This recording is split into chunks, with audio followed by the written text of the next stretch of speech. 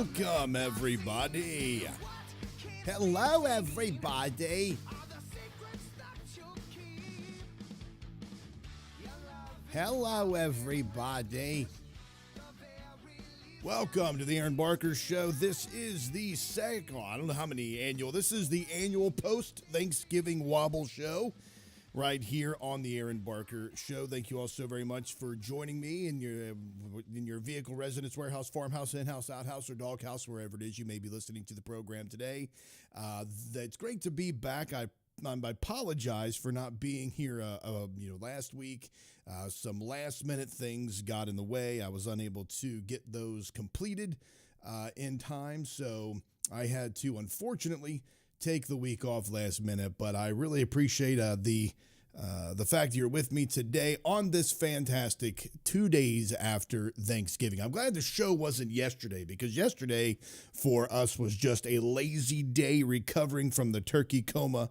I hope you all had a great one yourselves, and appreciate everybody being able to celebrate your own Thanksgiving. But thank you. Now, we are live streaming right now. I'm still having some issues streaming on Facebook, doing a live on Facebook. And so if you're on Facebook, I apologize. You'll have to join us on Rumble, or you'll have to join us on Lord's Book. I'm over there today. That's a new one for us. So if you're joining on Lord's Book, we appreciate that. And if you're also joining us anywhere else, just say, hey, Vocal is updating their app. So unfortunately, if you typically tune in on Vocal, I don't have the ability right now to stream live because of an issue that they're having with the new update that they're doing. So hopefully what that means is that there will be an even better set of configurations over there for everybody that is joining and everybody that will watch on Vocal. But if you want to go to Lord's Book, you can follow me there as well, lordsbook.com. Just search for @RealAaronBarker, broadcasting live over there. Say hello if you're joining us there too, on YouTube as well. And if you could be so kind as to share share the link, like and share the program on whatever platform you're listening. And if you wouldn't mind also just giving us a share on your socials, especially over there on Facebook, since there is an issue there. A lot of stuff to talk about today.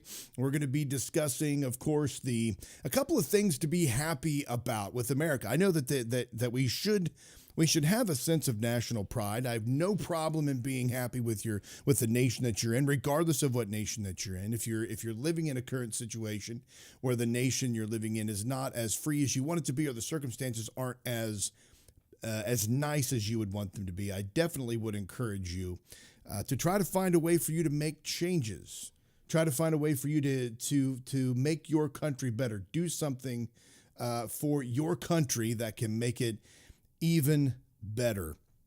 And we're going to be talking about some of those things today. We're going to be talking about some of those things today and how we could have a sense of pride in America. Also going to be talking about the whole situation with Hegseth and the bombings that continue to happen in these boats. Evidently, these boats are they're using this excuse to bomb as many people as they can and as many people as they want without congressional approval, without due process, without any type of concern of who is on those boats. And not only are they doing that, but they're striking afterwards. So they're doing a double strike. We'll talk about that coming up as well. And we'll talk about how all of our rights are under attack. And that's constant. It's a constant thing that we have to be reminded of on a daily basis. Here at the show, it's a weekly basis, but I try to do my socials as well. Our rights are precarious because if our rights are in the hands of someone else, if we allow a government to dictate what it means for us to exercise free speech or freedom of religion or our Second Amendment rights, if we give that over, if we abrogate our responsibility to a federal government or to people that we think have our best interest at heart, we end up losing our rights. And it's not just rights that you think you should have. It's not just rights that you feel you are entitled to, but not everybody else is. It's not just rights about it's not just your freedom of speech, something you feel is okay to do, but somebody else can't do that. It's all of our rights, and we are under attack and under assault when it comes to those. So I want to encourage you by bringing up a couple of stories here, getting through those, and encourage us to work through together in ensuring that our rights are firmly in place and that we are completely and utterly free in this, the most great nation on the earth. I caught some flack over that, by the way. I tend to catch flack. It doesn't matter what I put out, what I say, what I do. I've got, and you all probably face the same thing as well. If you say something that is pro-Trump or pro-America or pro-rights, you have the left that attacks you. If you call out Donald Trump or the administration of a Republican sitting governor or senator or congressman, you're somehow anti-American and you somehow hate the right. And it's people can't seem to balance it out. They can't seem to say, hey, I realize that you may disagree with something that a president does, but that doesn't mean you condemn everything that they do. And that happened. I bring that up because there have been 3 instances over the past several weeks where I have openly expressed my gratitude and openly expressed my support for some things that Donald Trump has done.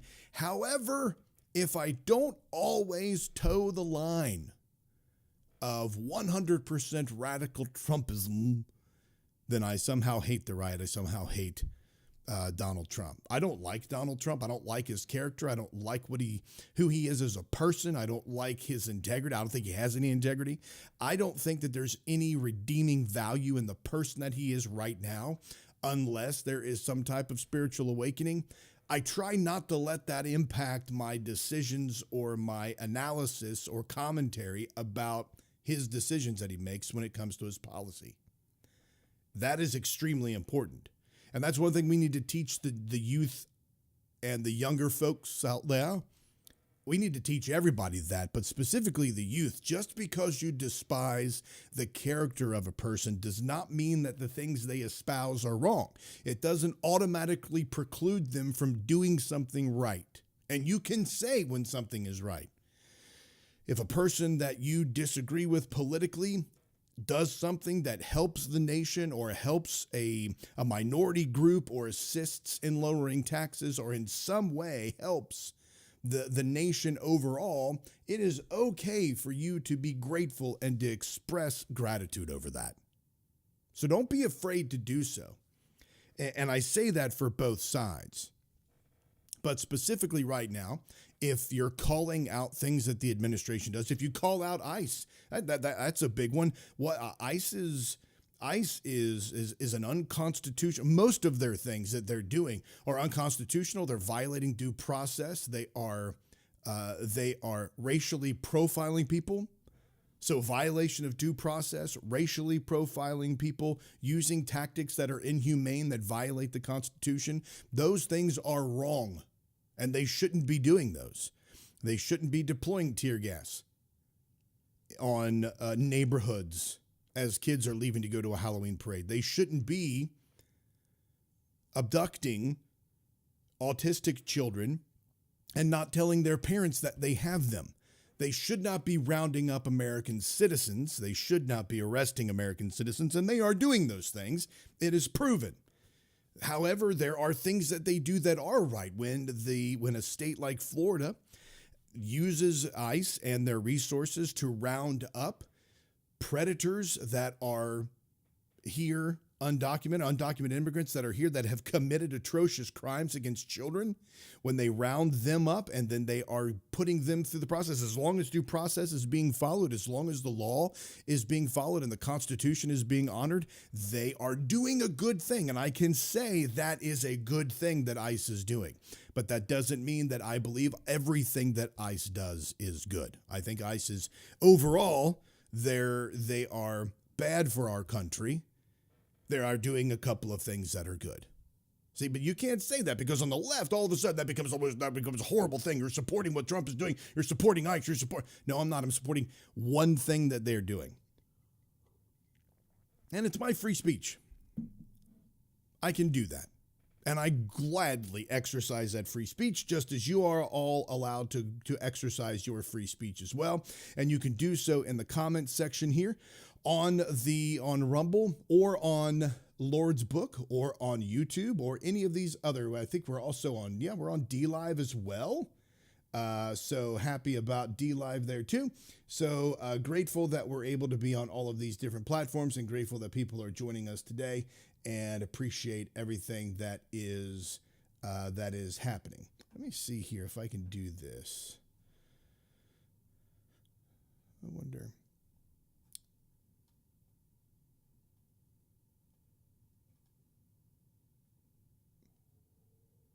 Sorry, just checking something real quick. I'm wondering if I can, you know what? I'm not going to worry about that right now.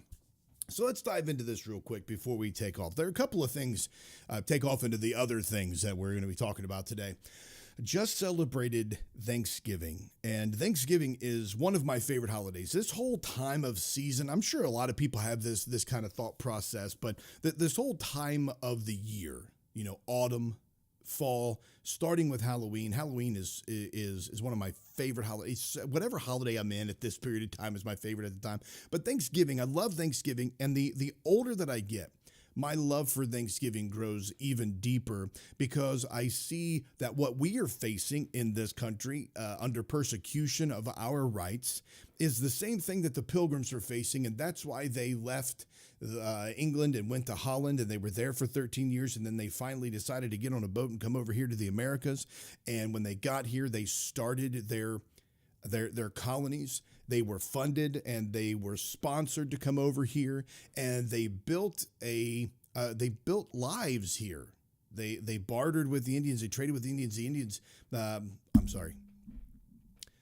The Native Americans assisted greatly in teaching them how to fish and how to hunt these particular lands and how to grow in this particular soil. And it was very helpful in what they did. It was also an amazing failure of communism and a wonderful birth of a nation based on opening and setting free enterprise. And I would love to delve into that. We're past Thanksgiving, so at some point in the future, I would love to do a video essay on that. But what I want to talk about now is now that we've celebrated Thanksgiving, we've given thanks for the fact that we do live in a nation that is free. We live on the greatest nation on the planet, not because we're born here, not because we're greater than other people, not because we are more intelligent than someone else. We were, by the providence of God, born here in this nation that recognizes individuals have the right to freedom and liberty and the pursuit of happiness. Life, liberty, and the pursuit of happiness. That is why we are the greatest nation on earth. That is why people are coming here. That is why people will risk life and limb to get here, to make sure that even if their children are born here because of our Constitution, they then become citizens of the greatest nation on earth. That's why people want to be here, because we are freedom. We're not perfect. I don't claim that we're perfect, but people want to be here because of freedom and because of opportunity. And that's something to be celebrated. That's something to be joyful about. But and just a couple more things I want to add about why we should be so happy to be born here in the United States of America. The United States, from its creation, gave the gift of liberty to its citizens, and by this example showed the world a better way to live. This is from a booklet, which I find very helpful. It says, most nations begin their existence as a result of force or conquest, but America chose a different path. The U.S. became the first country in the world founded on an idea, the idea that people could govern themselves and prosper in an atmosphere of freedom. In 1776, when the American colonies were under British rule, they declared their independence because their right to some self-government was being denied. No taxation without representation was their battle cry, and their persistence, more than their military strength, eventually wore down British rulers. The Declaration of Independence was crucial, largely written by Thomas Jefferson. It has become the most famous statement of liberty in world history. We hold these truths to be self-evident, that all men, and women are included in that, by the way, are created equal, and they are endowed by their Creator with certain unalienable rights, that among these are life, liberty, and the pursuit of happiness. Now, automatically people begin to think about the guns are drawn, or I don't think I can say that word on social. So everybody immediately puts their dukes up and they begin to cry out, rightly so, about slavery. What about slavery? The fact that it was perpetuated, that even some of the founders were slave owners, and most of them, even though they owned slave, still hated slavery. But think about it this way. Even though it was there, it was a compromise. They knew that the only way that slavery was never mentioned. The word slavery wasn't mentioned in the Constitution or the Declaration of Independence. They were saying that all men, and women included, all people,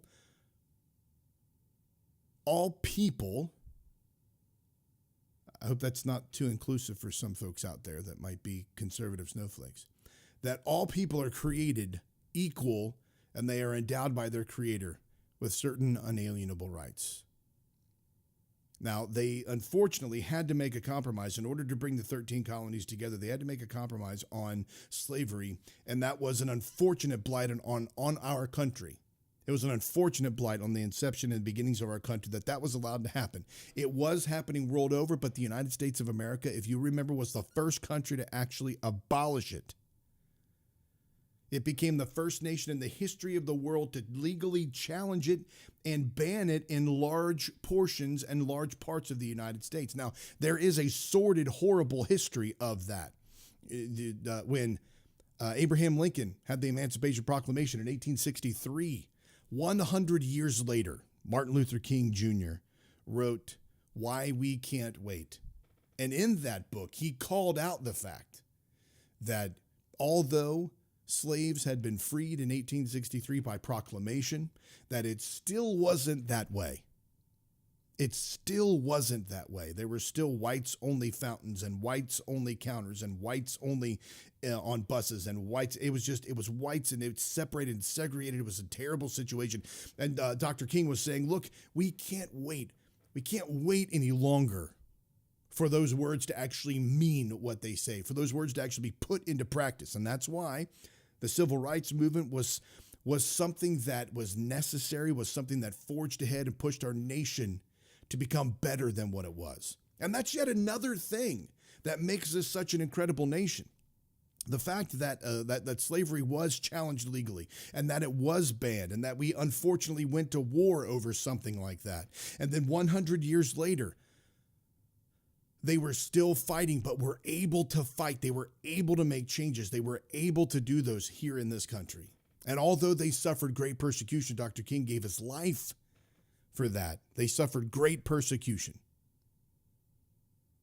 And regardless of what some people say, it's funny to me, by the way, if I could just say as a side, because Dr. King has always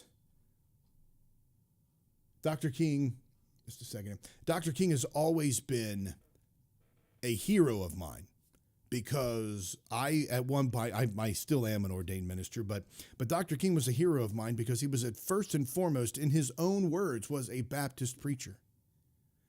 He was a preacher of the gospel, and he used that pulpit to spread the message of freedom in Christ and liberty in Christ. And he was calling out his brothers and sisters in Christ and their treatment and the way that they were disengaged and apathetic towards the freedom of their black brothers and sisters in the South and nationwide.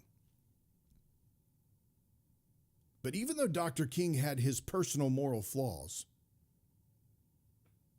despite what Charlie Kirk says about him being a horrible person, it's kind of funny to me that you'll call out Dr. King for being a horrible person in his personal life and some of his personal decisions. In his personal life and some of his personal decisions, yet you'll throw your full weight and support behind Donald Trump, who has egregious, horrible personal decisions and personal track record of nastiness, not only in marriage, but in religion and in spirituality, and just his overall demeanor and approach to people that are not him. How can you you claim that Dr. King was a horrible person yet support someone like Donald Trump? Now, again, I can say Trump did some good things. His policies are good, but I can also say that his character is not what I would want to emulate. If I had a son, I would not want him to emulate Donald Trump. If I had a son, I would not want him to emulate Donald Trump. And I do have daughters, and my daughters, I do not want them to find a man like Donald Trump. Character matters. It matters bigly. But the nation, United States, was started,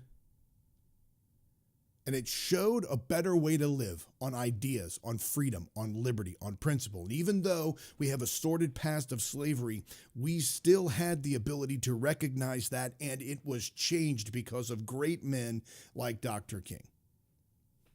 And the fact that they were able to change it speaks even more volumes to how great this nation was.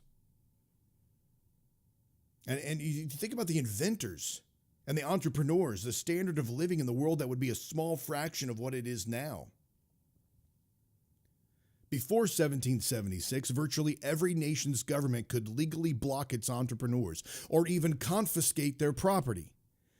Think of it this way. If you know a king can take what you have created, what incentive do you have to create?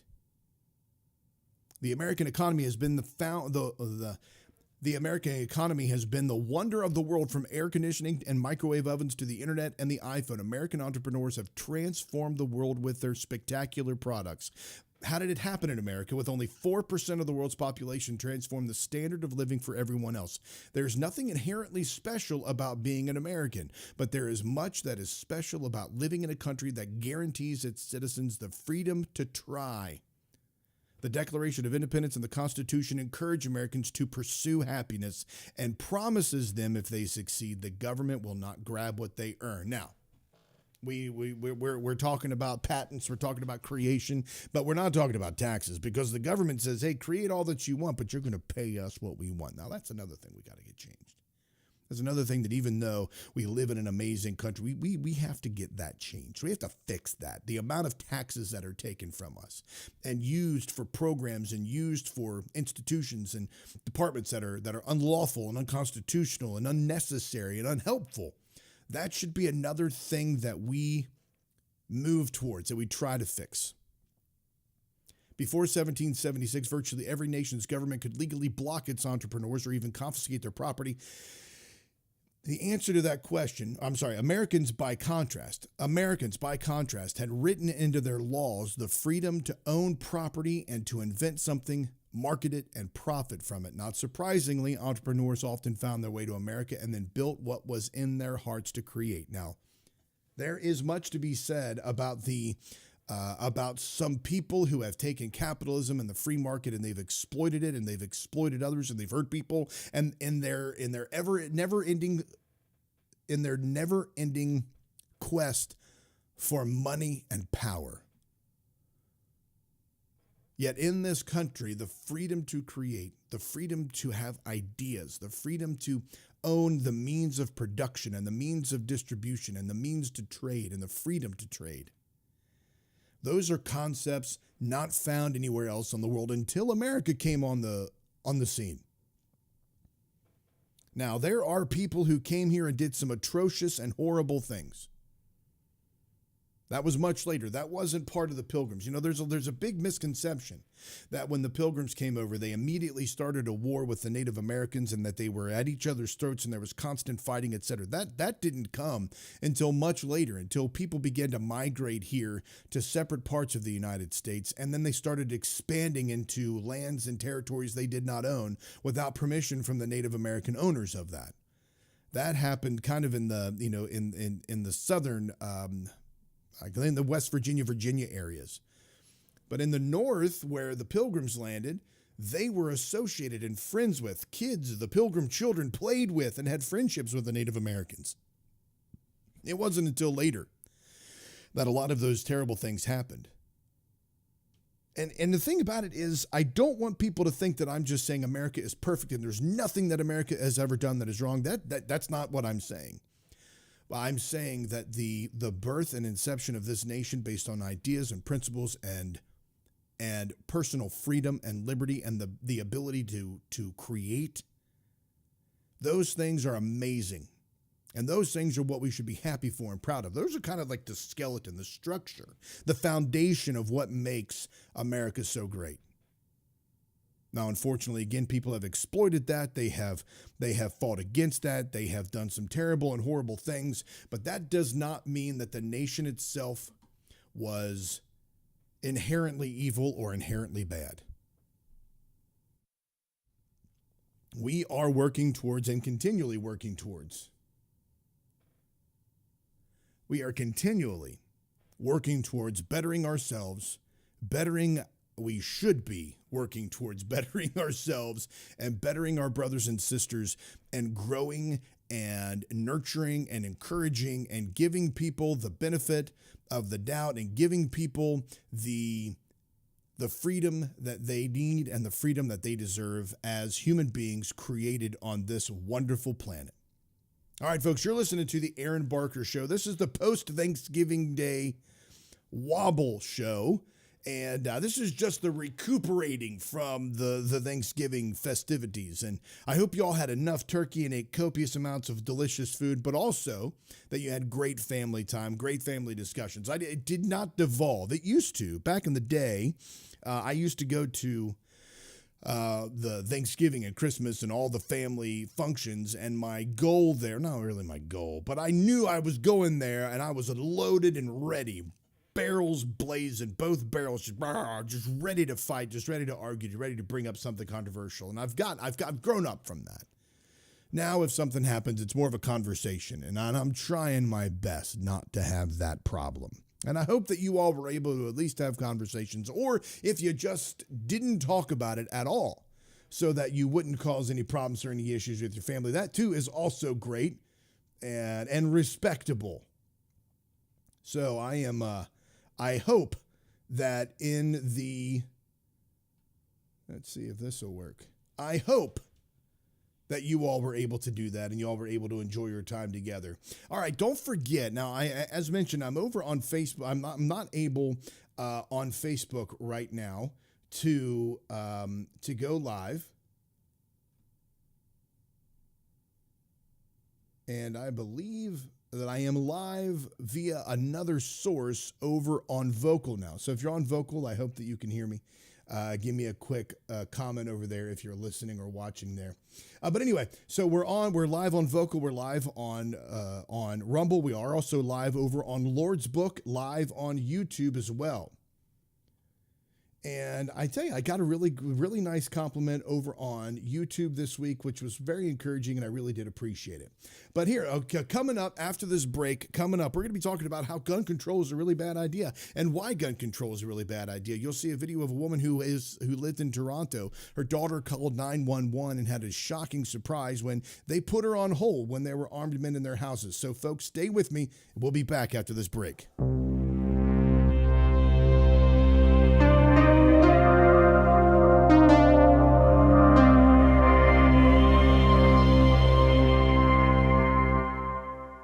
As you know, our friend Mike Lindell has a passion to help everyone get the best sleep of our lives. He didn't stop by simply creating the best pillow, though. Mike created the Giza Dream bed sheets. They look and feel great, which means an even better night's sleep for me, which is crucial for my busy schedule. Mike found the world's best cotton called Giza. It's ultra soft and breathable, but extremely durable. Mike's Giza sheets come with a 60-day money-back guarantee and a 10-year warranty. The first night you sleep on these Giza sheets, you'll never want to sleep on anything else. Giza Dream sheets come in a variety of sizes and colors. Go to mypillow.com. There you'll find not only this amazing offer, but also deep discounts on all MyPillow products, including the MyPillow mattress topper, MyPillow towel sets, and so much more.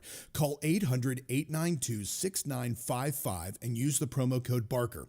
That's 800-892-6955 and use the promo code Barker. Or go to mypillow.com and make sure you use the promo code Barker. Your best night's sleep is just a few clicks away.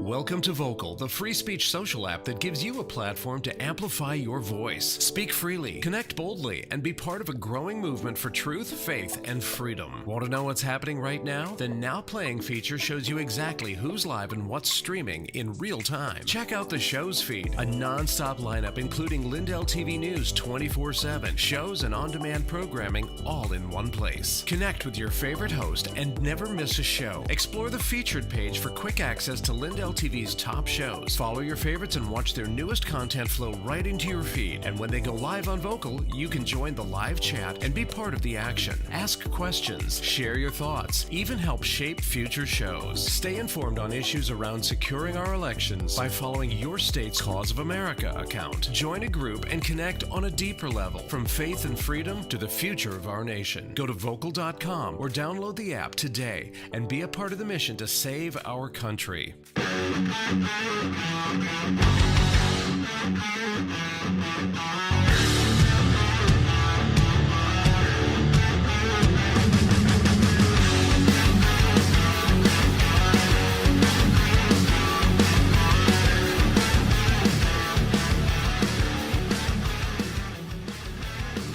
Give up, there's no tomorrow.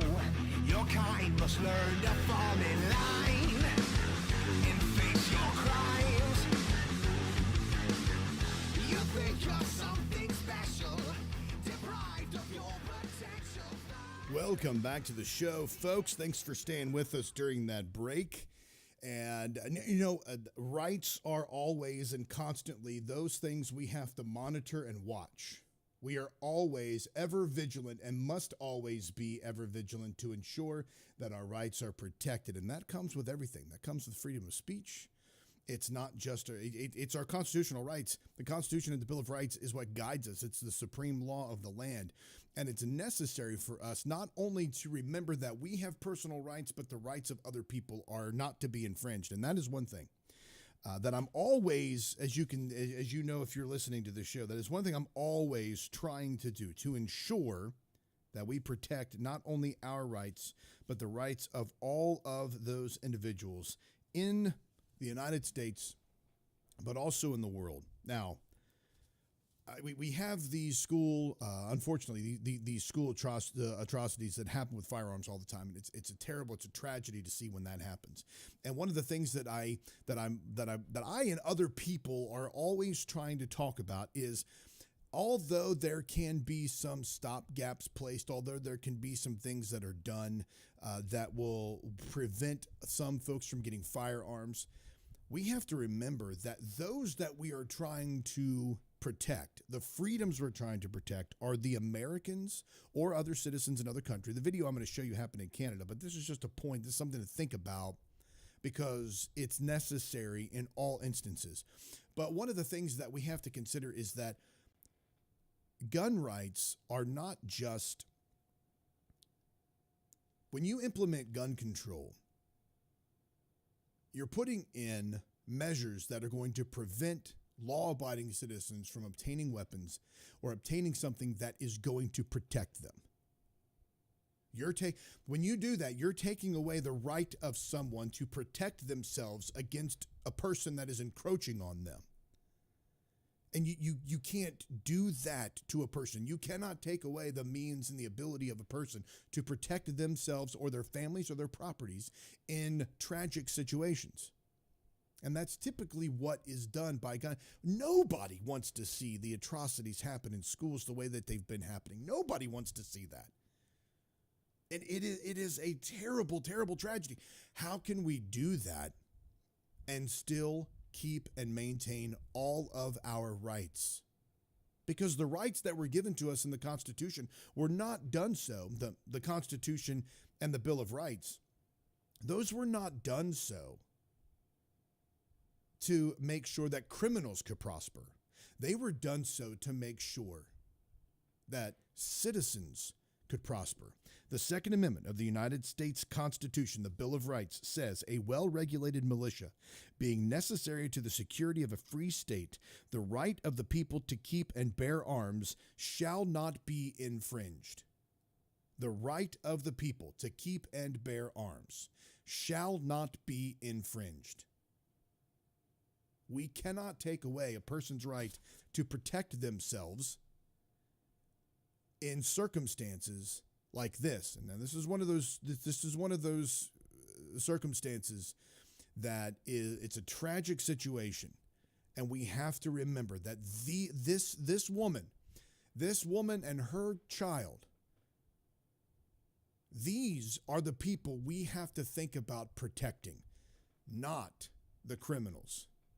Are you surprised that didn't deter them? Like, you did all the security, you had all the safety. Yeah, but I realized that they don't care about this. Mariam Alavi Nassab brought her 2 daughters to Canada from Iran 7 years ago. She bought a home near York Mills in Leslie, which she gutted and redesigned herself. But last Wednesday, her dream home became the scene of a traumatic home invasion, a real-life nightmare she won't soon forget. I can't live here anymore.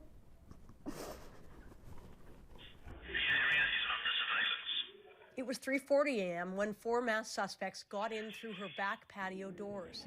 They went upstairs and into her 12-year-old daughter's bedroom, where Alavi Nassab was asleep next to her child on a mattress on the floor.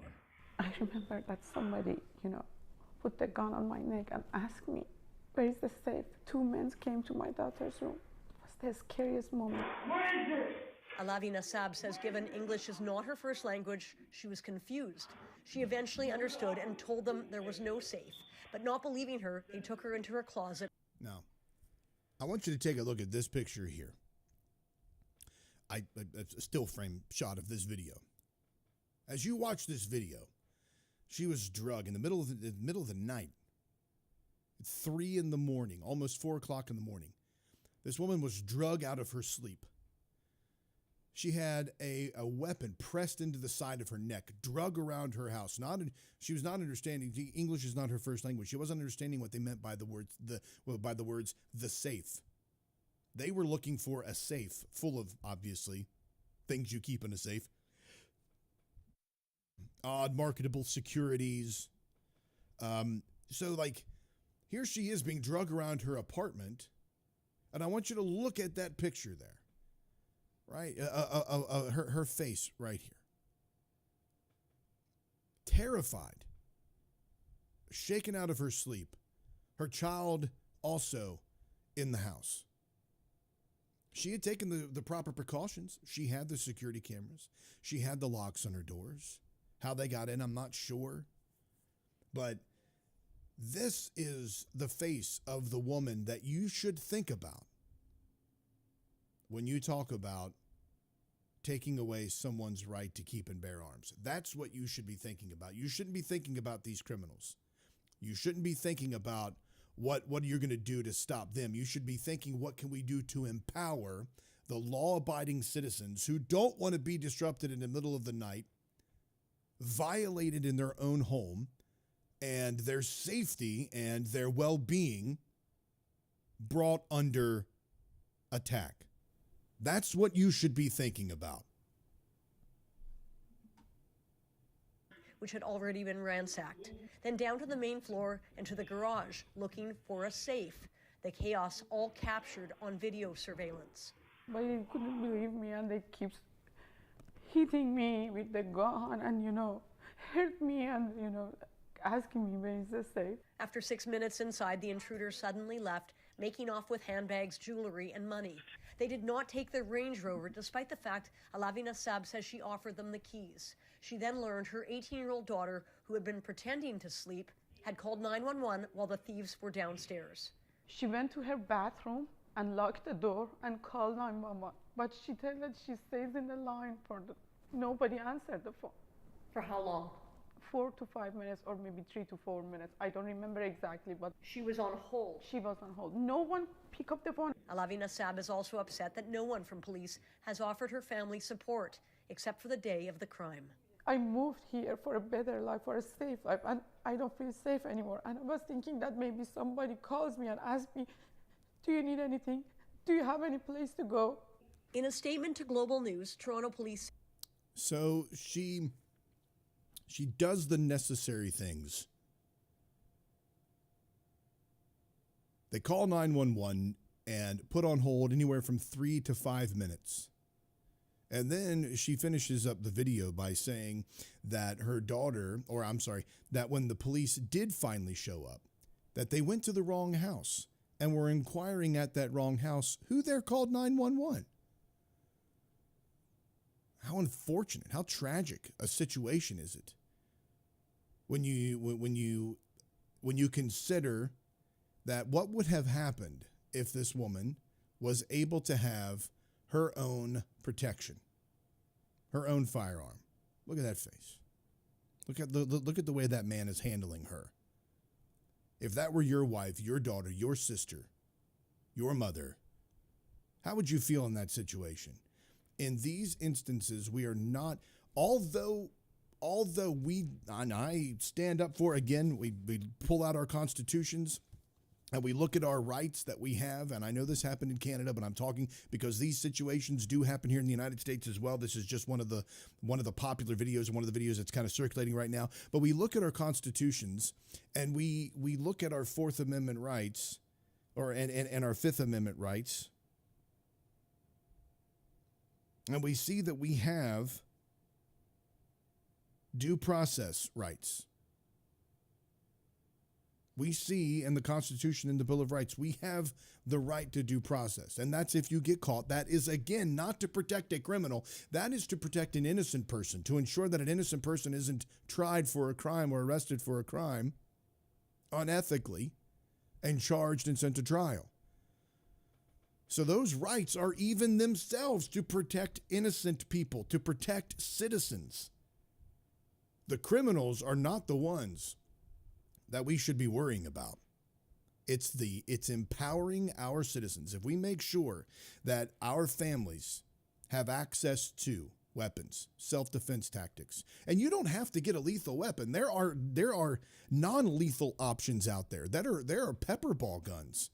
And weapon like CO2 guns is what they are, but they're almost like a BB or a pellet gun, but they're charged by and they utilize a CO2 cartridge, and that CO2 cartridge shoots a projectile of either pepper spray or bear spray or a rubber hard projectile. And you pop one of those. You pop somebody in the chest with one of those things, they're going to be incapacitated for a little while. They're not going to be unalived. They're going to be incapacitated, which is what you are wanting to do. You want to incapacitate that person. Now, if somebody were to break into my house, even though they were there, my desire isn't to unalive them. If that happens, it is a horrible tragedy.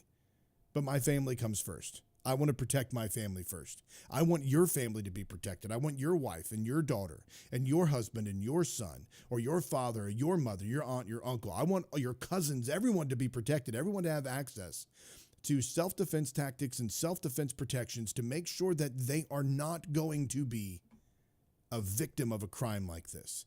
So when you talk about, especially when you talk about feminism and women's rights, those should be things that we are openly talking about, openly discussing, is how men and women can protect themselves and maintain their freedom, not how we can protect the criminals.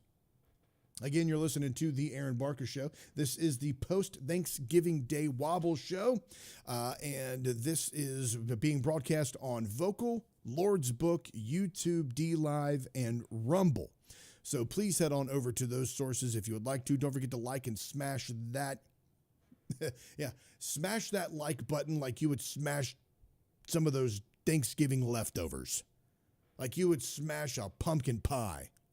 And also leave in the comments, you pumpkin pie, pecan pie, apple pie. What's your favorite pie that you like to eat on these wonderful holidays? And good morning to everybody over there on Rumble. Thank you so much for joining us. We have several people. We've got Gifted, Space Hippie, Zoe, the Mind of Zoe over there. Thank you all so much for being with us. Hope you all had a great Thanksgiving and a wonderful post-Thanksgiving day with all of your leftovers as well.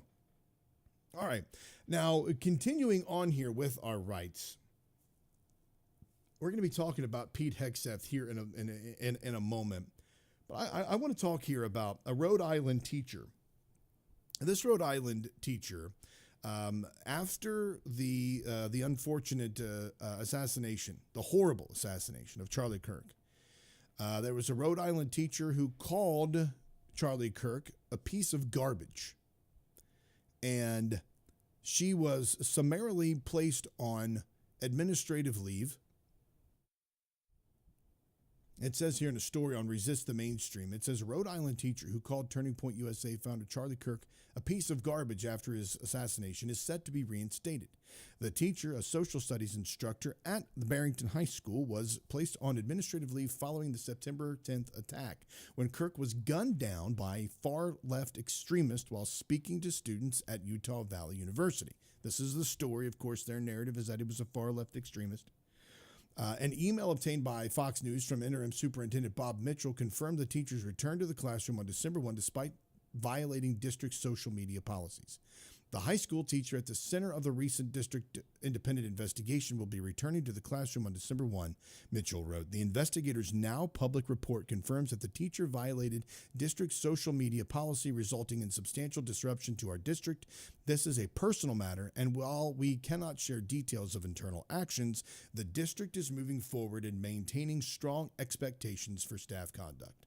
Shortly after Kirk's assassination, the teacher, identified as Filio, posted a roughly 1-minute video claiming Kirk, quote, hated the LGBTQ community and, quote, hated women's rights. Filio concluded the video by saying, "What a piece of garbage. Look what happens. Bye, Charlie." The video prompted immediate outrage from parents and the broader community, resulting in the teacher's placement on its administrative leave. Mitchell acknowledged the controversy in his email. It's no secret that over the last 2 months, our district has been thrust into national conversations, and students and our school community members have been exposed to online hostility and certainly a more challenging and distracting education. The school said it would increase security measures and coordinate with state and local law enforcement, as well as FBI's Providence field office.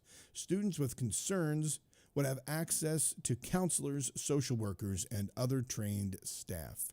A parent of a 9th grader expressed outrage. They said, "It is a true tragedy to see a teacher permitted to violate multiple school district policies and stroll back to work after a paid vacation. Celebrating political assassinations is psychotic and deserving of no accolades. My family and I are deeply disturbed, but understand that left-wing unions and organizations are threatening personal attacks on our district administration and elected officials." So I find it ironic. Now, what I find so ironic here is the very words of Charlie Kirk are coming back in this situation. The very words that he has, the very words that he said, are being violated by those people who claim to have admired him, to have liked his work. Now, when I say that, I am not defending what she said, but I am defending her ability to say what she said. And I think Charlie Kirk would defend what she said as well, or defend her ability to say what she said. And I would like to show you a smidge of proof showing that. Here is Charlie Kirk in his own words. Oh, let me unmute this. Hold on just a second.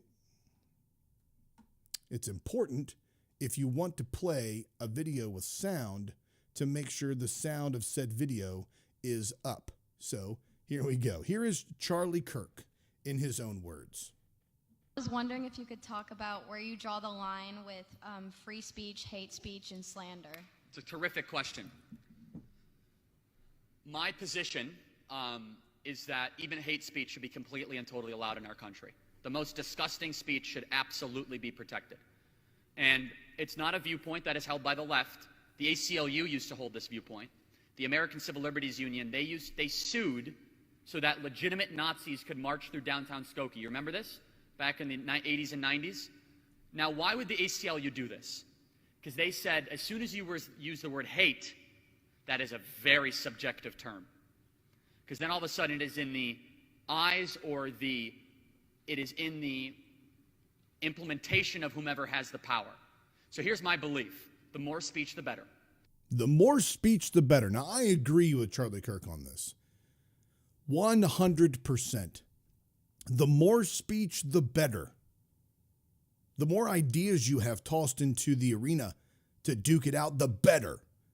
Because it also exposes people and what they think. It exposes ideas and lets us know what's behind the curtain. It gives us an understanding of how a person thinks. It also lets us know what we're battling, what we're up against, what we have to dispel, the myths we have to dispel, and the things that we are actually against.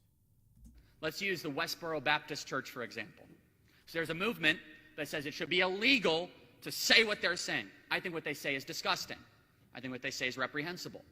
But I've also seen every time they show up, a multiple of people show up peacefully to show how foolish they are. I think that in a civil society, the best ideas will win as long as you have that marketplace. And here's the real issue. As soon as you shut up hate speech, those people only get more powerful. And this is the unintended consequence of censorship. You give more credence to the silenced person the moment you shut them up, because then they can play the victim and they say, they're trying to shut me up because I have something that everyone else wants and I'm a threat to them. No, you're not. You're just a fool, and those people have too much power.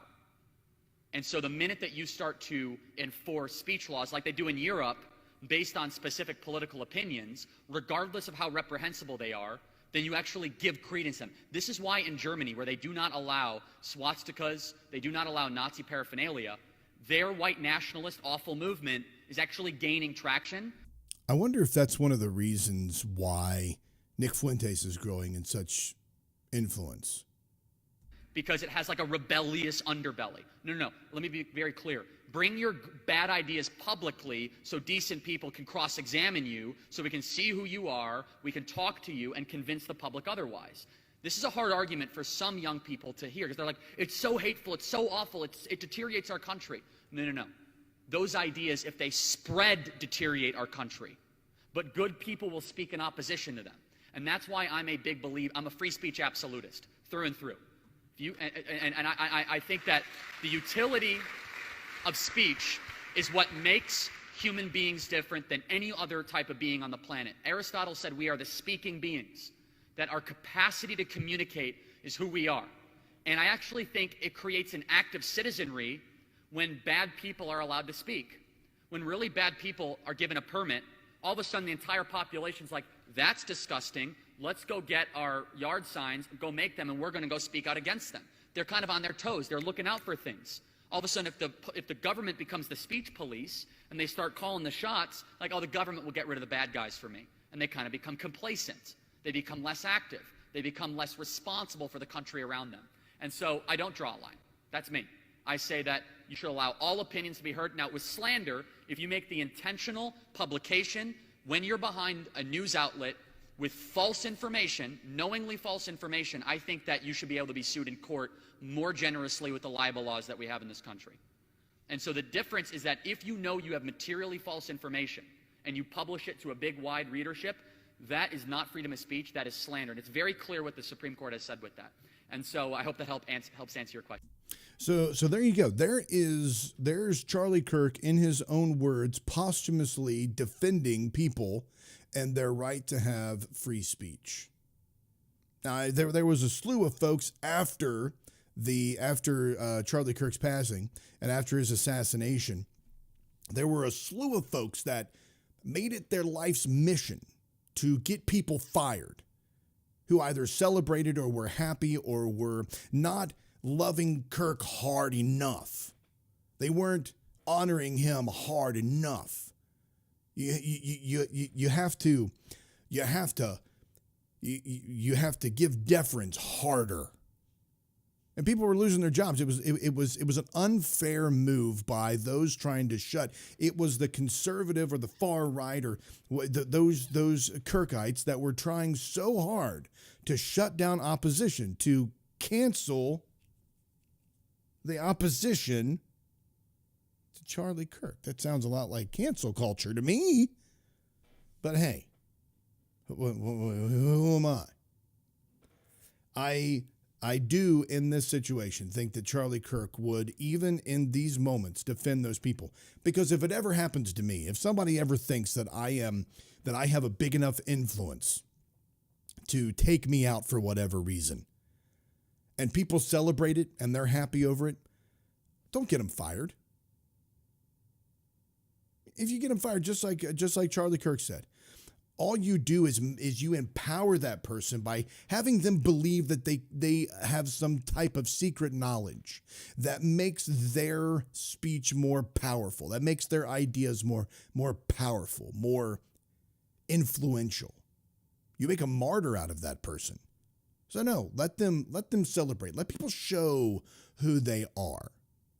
Let people know by their own words and actions what society thinks about those who celebrate the death of young men and young women. And that's one of the reasons why, if you look at the comments feed, I only delete pornographic or vulgar comments that I think are a little bit too beyond the pale. But I let people have their ideas. If they agree with me or disagree with me, let them say it. Let them expose who they are, or let them show their support. Let them show their disagreement. Let them have a conversation.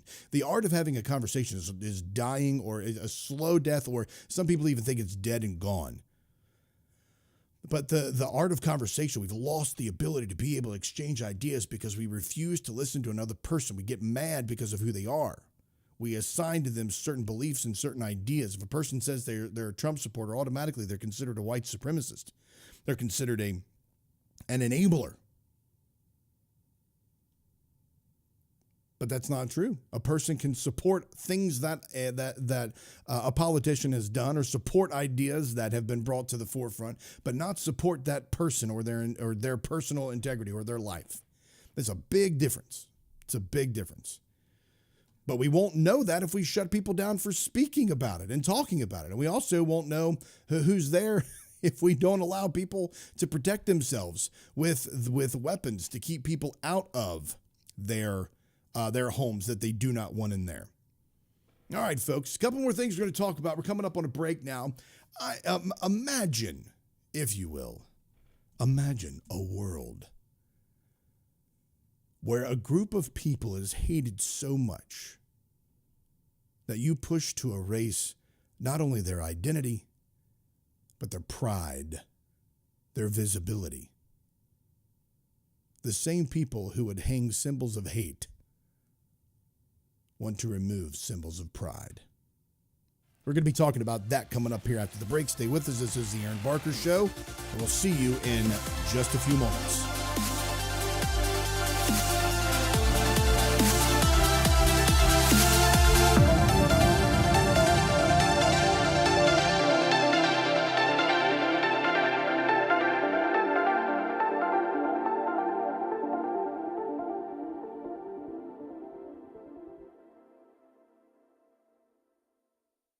As you know, our friend Mike Lindell has a passion to help everyone get the best sleep of our lives. He didn't stop by simply creating the best pillow, though. Mike created the Giza Dream Bed Sheets. They look and feel great, which means an even better night's sleep for me, which is crucial for my busy schedule. Mike found the world's best cotton called Giza. It's ultra soft and breathable, but extremely durable. Mike's Giza sheets come with a 60-day money-back guarantee and a 10-year warranty. The first night you sleep on these Giza sheets, you'll never want to sleep on anything else. Giza Dream Sheets come in a variety of sizes and colors. Go to mypillow.com. There you'll find not only this amazing offer, but also deep discounts on all MyPillow products, including the MyPillow mattress topper, MyPillow towel sets, and so much more. Call 800-892-6955 and use the promo code Barker. That's 800-892-6955 and use the promo code Barker, or go to mypillow.com and make sure you use the promo code Barker. Your best night's sleep is just a few clicks away. Welcome to Vocal, the free speech social app that gives you a platform to amplify your voice. Speak freely, connect boldly, and be part of a growing movement for truth, faith, and freedom. Want to know what's happening right now? The Now Playing feature shows you exactly who's live and what's streaming in real time. Check out the show's feed, a non-stop lineup including Lindell TV News 24/7, shows and on-demand programming all in one place. Connect with your favorite host and never miss a show. Explore the featured page for quick access to Lindell Smile TV's top shows. Follow your favorites and watch their newest content flow right into your feed. And when they go live on Vocal, you can join the live chat and be part of the action. Ask questions, share your thoughts, even help shape future shows. Stay informed on issues around securing our elections by following your state's Cause of America account. Join a group and connect on a deeper level, from faith and freedom to the future of our nation. Go to vocal.com or download the app today and be a part of the mission to save our country.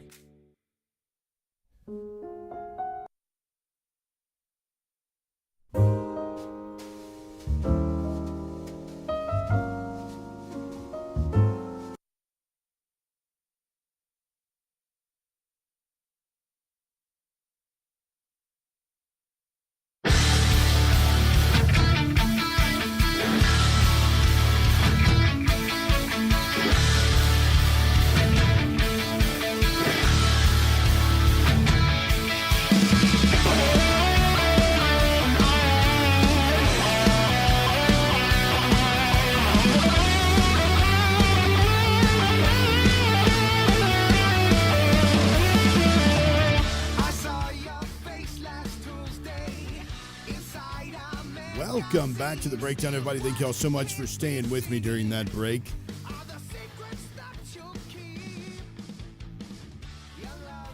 As mentioned, we are on Rumble, Vocal, Lord's Book, YouTube, D Live.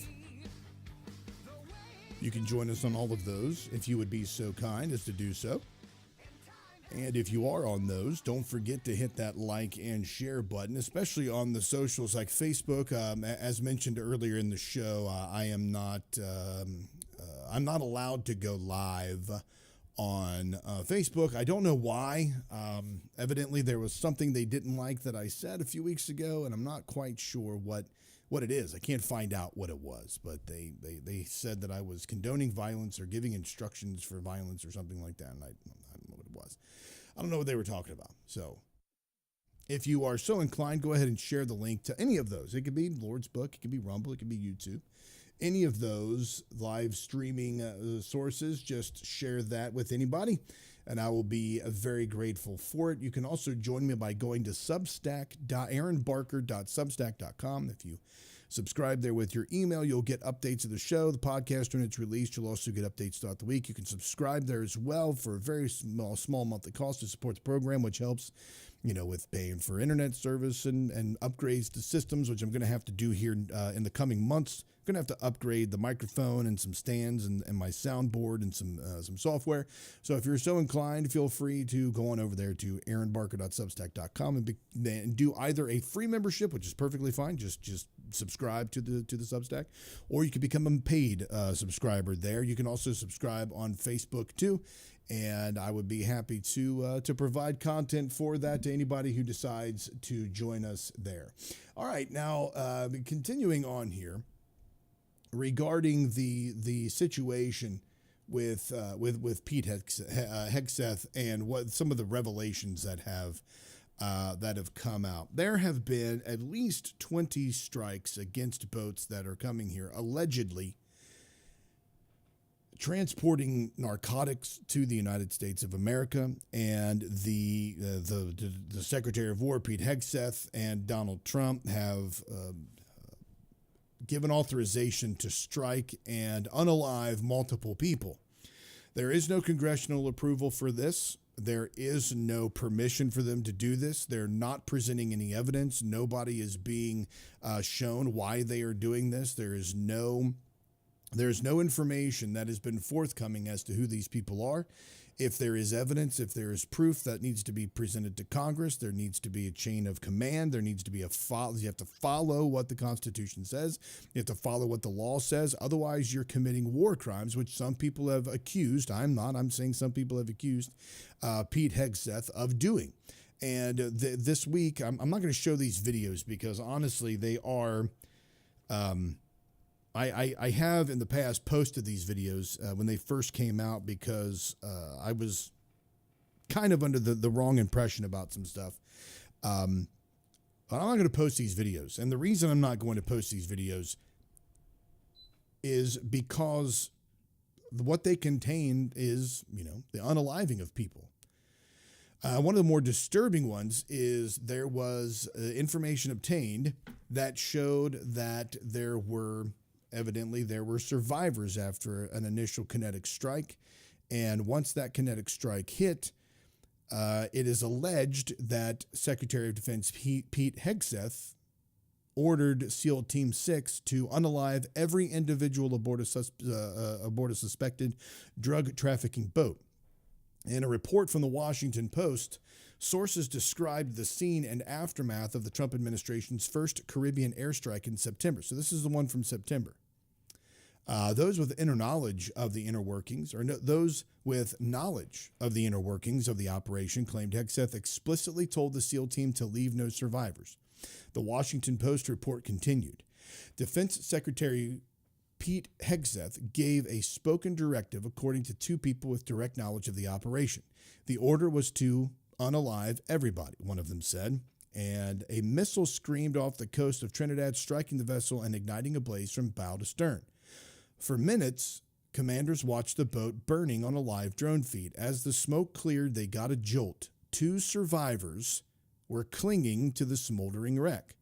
Not long after the two survivors came into view, the Special Operations Commander overseeing the attack reportedly ordered a second strike. The two men, sources said, were blown apart in the water. As noted in the report, Trump posted a short video of the strike shortly after. So this is what I'm going to have to do. I'm going to have to go back and remove this video from my, because I was unaware that this was the back in September. I thought this was the most recent one. So that's my mistake. The video notably excluded the follow-up strike that, according to one source, could have dramatically changed public opinion. The report continued. In one October 16th strike in the Atlantic Ocean that unalived another two men were captured and repatriated to Colombia and Ecuador. In a series of strikes on 4 boats in the Eastern Pacific on October 27th that unalived 14 men, one apparent survivor was left to the Mexican Coast Guard to retrieve. The body was never found. If the video of the blast that unalived the two survivors on September 2 were made public, people would be horrified, said one person who watched the live feed. The Washington Post also reached out to the Pentagon for comment on the story, and the statement chief Pentagon spokesman Sean Parnell claimed the entire narrative is completely false and the missions to eliminate suspected drug boats have been a resounding success. So here is what Secretary of War Hegseth had to say regarding these attacks, and he posted this on his X account. He says here, as usual, the fake news is delivering more fabricated, inflammatory, and derogatory reporting to discredit our incredible warriors fighting to protect the homeland.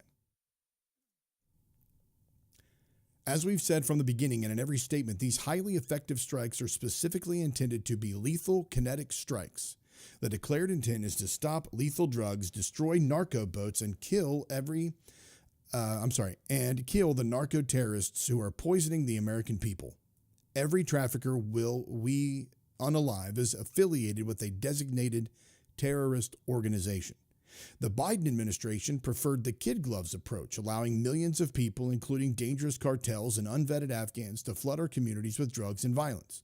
The Trump administration has sealed the border and gone on offense against narco-terrorists. Biden coddled terrorists. We unalive them. Our current operations in the Caribbean are lawful under both U.S. and international law, with all actions in compliance with the law of armed conflict and approved by the best military and civilian lawyers up and down the chain of command. Our warriors in Southcom put their lives on the line every day to protect the homeland from narco-terrorists, and I will always have their back. Now, he never denied. He just said it was fake news, but he never denied the story that happened. He never denied that he didn't order a second strike. He never said that. Now, here's the problem. The devaluing of human life is a big problem, and it should be an offensive problem to anybody who calls themselves a Christian. You're saying that you're, again, labeling someone, you're dehumanizing someone. I'm not saying terrorists are good people. I'm not saying that, just like we talked a moment ago about intruders, the rights we have in the Constitution are protecting innocent people, they're protecting citizens. But there is a process that has to be followed. There is humanity. There are rules of engagement and rules of war that happen. And we don't know. We're being told simply, these people are terrorists and you have to trust us because we're deeming them terrorists. But we've talked about this before recently on the show. Donald Trump has declared Antifa a terrorist organization. It really isn't an organization. You're just declaring people that are part of a movement, an anti-government movement, people that may not even know, or an anti-fascist movement, people that may not even know the totality of what it is, but they want to stand up against tyranny and and resist what they see as fascism. You're declaring all of those people terrorists. What does that mean? What does that mean for people? What does that mean if you're out here unaliving people on boats? You're not showing that how they are terrorists. You're not presenting that evidence to Congress. You're not communicating that evidence to the American public. You just want them to believe that these are narco-terrorists, that their boats are full of narcotics, and that they're coming across the borders. You just want us to believe that. You want us to accept it. And we're supposed to just accept it. We're supposed to believe it. Whole cloth, without questioning it, without any second thoughts to what's happening here. We just have to accept it. And the American people want to know where you're getting this information. We want to know. And it's dangerous here because in this quote from Hegseth, he says here that every trafficker we unalive is affiliated with a designated terrorist organization. Okay. A designated terrorist organization. Now compare that with what Trump shared on Truth this past week. Here is Donald Trump's post from Truth. He shared a post from Make Americans the Priority Again, and in it, it says, the Democrat Party has become the party of domestic terrorists. And this was shared by Donald Trump on Truth. I mean, if you want to see an unhinged, crazy, just completely detached from reality feed, just go for entertainment purposes to Donald Trump's Truth feed. And then cringe with concern and fear that man is actually leading our country with the insanity that he posts, this being one of them. Narco terrorists, domestic terrorists are treated in certain ways. And Donald Trump posts this on his Truth.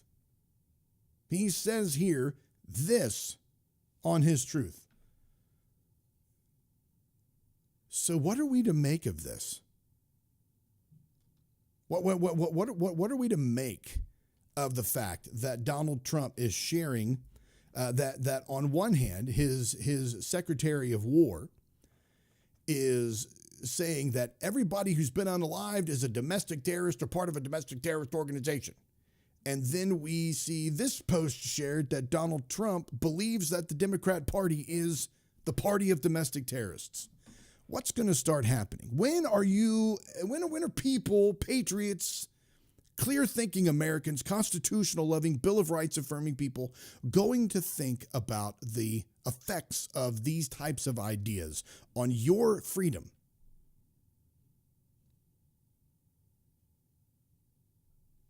Donald Trump comes out on the day after the two National Guard, one National Guard troop was unalive. The other one is still in critical condition as of the airing of this show today. I don't know what his condition is.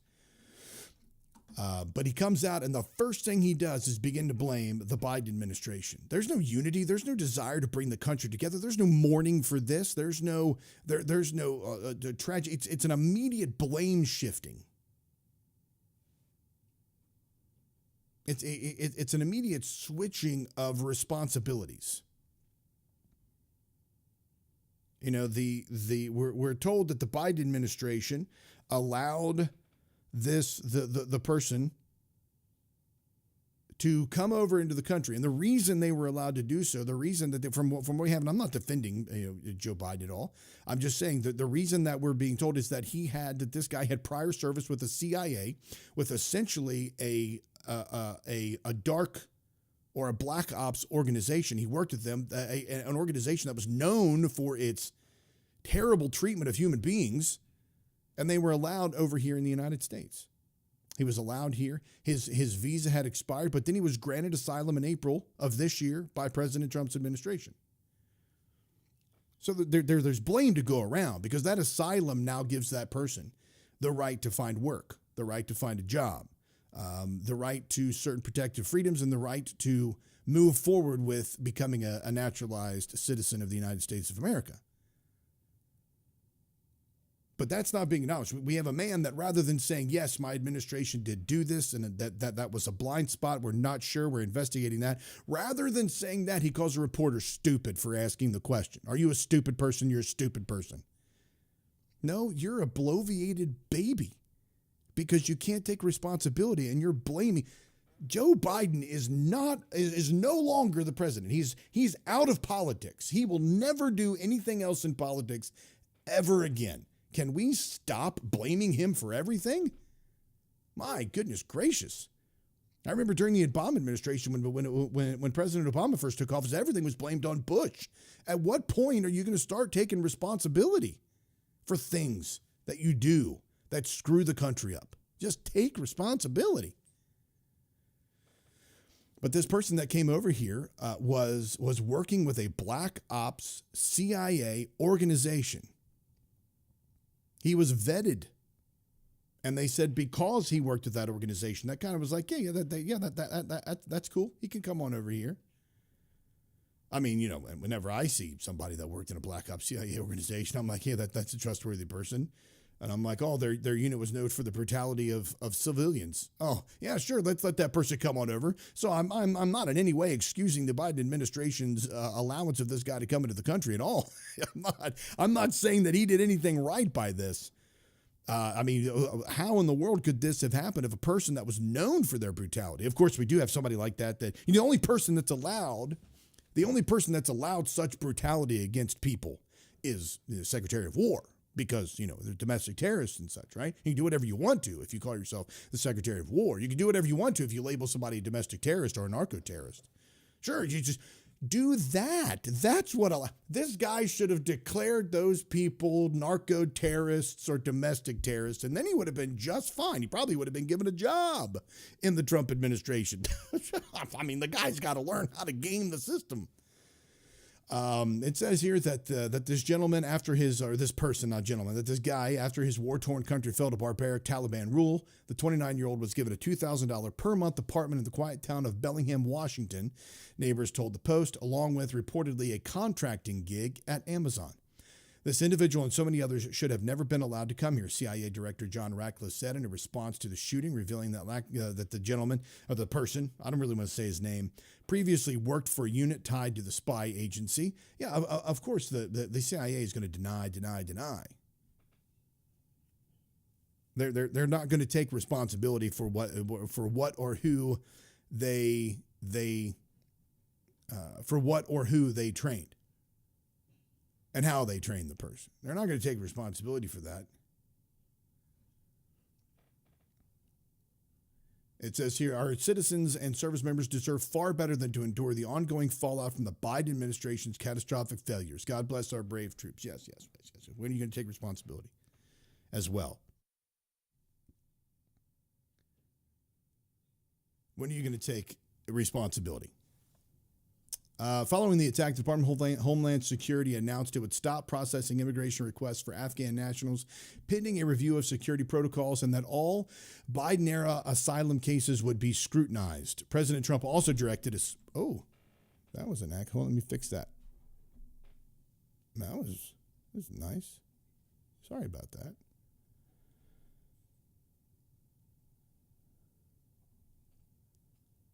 There we go. Okay. Following the attack, the Department of Homeland Security announced it would stop processing immigration requests for Afghan nationals pending a review of security protocols that all Biden-era asylum cases would be scrutinized. President Trump also directed a sweeping review of green card holders from 19 countries of concern. This person served in the elite NDS-03 Homeland Security. This guy served in the elite NDS-03 counterterrorism unit in Afghanistan, one of at least 5 paramilitary Zero units that worked with the CIA, according to the nonprofit group Afghan Evac. He was vetted by the CIA and checked through the Counterterrorism Center, a senior U.S. official told CNN. He was clean on all checks. Now, this is another good thing here to think about.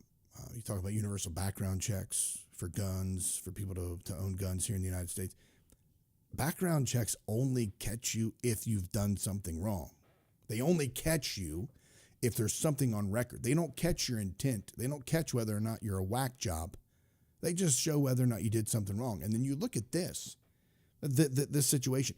The most secretive intelligence agency in the world that has so much info compiled on every person. And they allowed this guy through. What does that tell you about background checks? Asked how an Afghan cleared to work with the CIA who could commit such a heinous act in the United States, Trump replied, he went cuckoo. I mean, he went nuts. No, that's what he was trained for. That's what the CIA trained them to do. That's what they were given authority to do. That's what they were given clearance to do. But they're not going to tell you that. The CIA is not going to give you that information. He's the kind of guy that would work for the CIA in this. And then if this situation didn't happen, if he wasn't allowed to come over here at some point in the future, he would be unalived with a heart attack gun, or he would be walking down the street and be the victim of a tragic mugging. And you would never know his past or his information. He would be the kind of guy that would be in service and would be exploded by an IED, or somebody that was in deep cover and be unalived and said that it was a training incident. He'd get a star on the wall at Langley and they would never know his name. They're not going to tell you what they do. They're not going to give you the information. They're not going to say, oh man, this guy was horrible. He was part of one of our zero units. And the stuff that they do, that we authorize, the things that we allow to go on over there like that.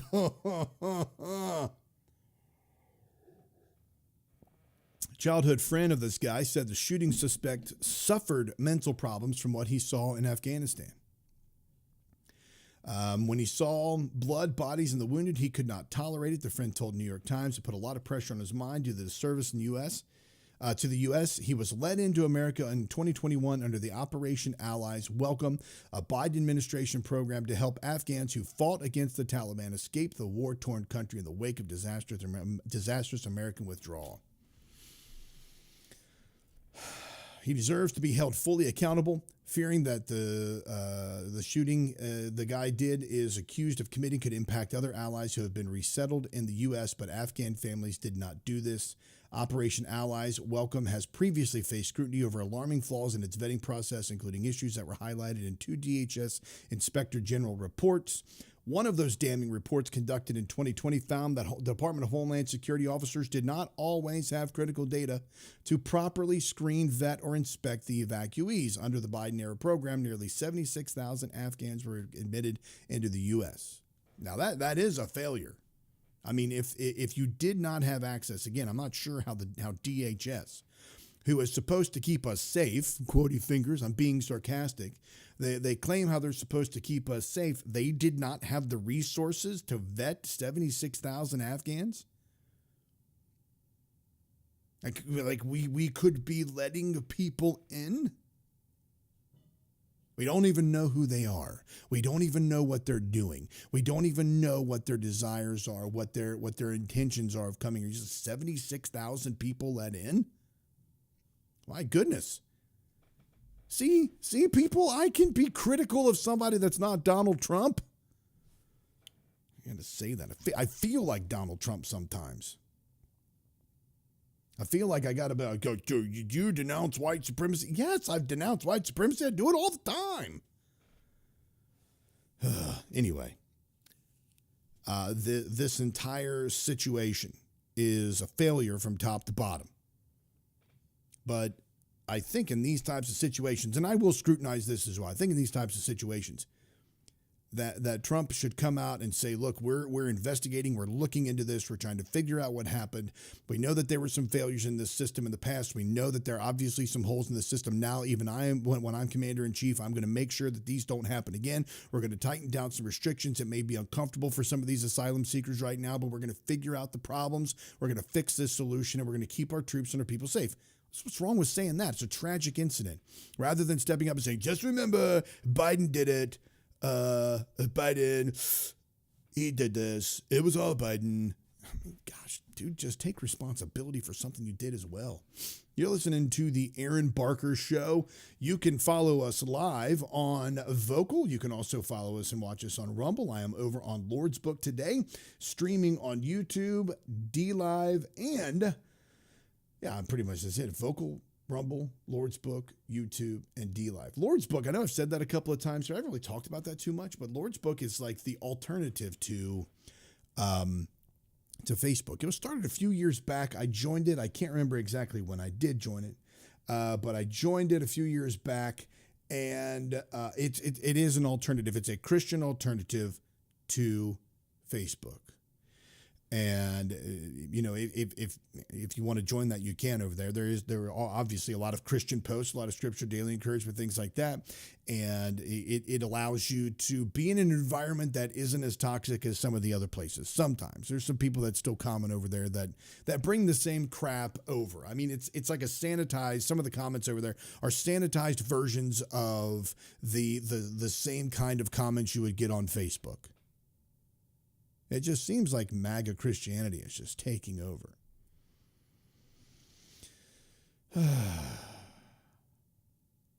Okay. So you can check out those as well. And let me know if you're over there watching on those. You can also make sure you subscribe. AaronBarker.substack.com is where you can go. And you can join me there and get updates on all of the things that are happening currently. Oh, this is one more thing. We got time to post this, by the way. Time to talk about this real quick before we go to another break. This is some of the delusional stuff that's posted on Trump's truth feed over there. Trump 2028, yes. And Donald Trump posts this, calls it Trumplicans. This idea that Donald Trump, and I'm going to give you this quick theory real quick. Donald Trump cannot constitutionally run for office again. It's barred. And looking at this, what I'm thinking is that the way he could sidestep this issue if he decides, of course, he's not going to listen to me because nobody, I'm sure he's got the show turned on right now. But what I think Donald Trump's move towards a 2028 presidency and beyond is to have somebody like obviously J.D. Vance run and Donald Trump be his running mate, or Don Jr. run. Oh, gosh. And Don be his running mate. Somebody run and then Donald Trump be their running mate. And then this person, when they take office, steps down, and Donald Trump then, as vice president, will fill the role of the president. And I think that's one of the ways that they're going to try to do this. I have not read into this because I honestly, but looking at the Constitution, there's no way that this is going to be, that they're going to be able to pass this. No person, this is an amendment that was ratified in the Constitution. No person shall be elected to the office of the president more than twice, and no person who has held the office of president or acted as president for more than 2 years of a term to which some other person was elected president shall be elected to the office of president more than once. But this article shall not apply to any person holding the office of president when this article was proposed to Congress. So it's not possible constitutionally. They can't do it. And if they're telling you that they're going to do it, then that means that they are actively trying to sidestep the Constitution, which should be offensive to any constitutional American. The things that people do and try to sidestep in order to get their way is utterly ludicrous. Are we a constitutional republic or not? All right, folks, look, we're going to take a quick break. When we get back, can you imagine hating a group of people so much that you're not trying to only erase their pride and their visibility, but every memory that they exist? We're going to find that out when we get back right here on the Aaron Barker Show. I think I hit the post about a minute too early. You know what's happening? Because I came into the show late because I had to pull up. So I'm going to have to edit that later because that was really good.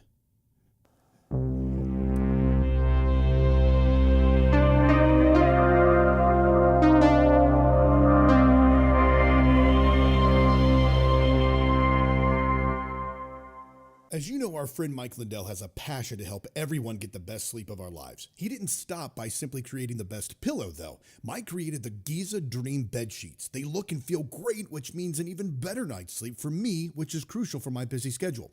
Mike found the world's best cotton called Giza. It's ultra soft and breathable, but extremely durable. Mike's Giza sheets come with a 60-day money-back guarantee and a 10-year warranty. The first night you sleep on these Giza sheets, you'll never want to sleep on anything else. Giza Dream sheets come in a variety of sizes and colors. Go to mypillow.com. There you'll find not only this amazing offer, but also deep discounts on all MyPillow products, including the MyPillow mattress topper, MyPillow towel sets, and so much more. Call 800-892-6955 and use the promo code Barker. That's 800-892-6955 and use the promo code Barker, or go to mypillow.com and make sure you use the promo code Barker. Your best night's sleep is just a few clicks away. Welcome to Vocal, the free speech social app that gives you a platform to amplify your voice. Speak freely, connect boldly, and be part of a growing movement for truth, faith, and freedom. Want to know what's happening right now? The Now Playing feature shows you exactly who's live and what's streaming in real time. Check out the show's feed, a non-stop lineup including Lindell TV News 24/7, shows and on-demand programming all in one place. Connect with your favorite host and never miss a show. Explore the featured page for quick access to Lindell TV's top shows. Follow your favorites and watch their newest content flow right into your feed. And when they go live on Vocal, you can join the live chat and be part of the action. Ask questions, share your thoughts, even help shape future shows. Stay informed on issues around securing our elections by following your state's Cause of America account. Join a group and connect on a deeper level, from faith and freedom to the future of our nation. Go to vocal.com or download the app today and be a part of the mission to save our country.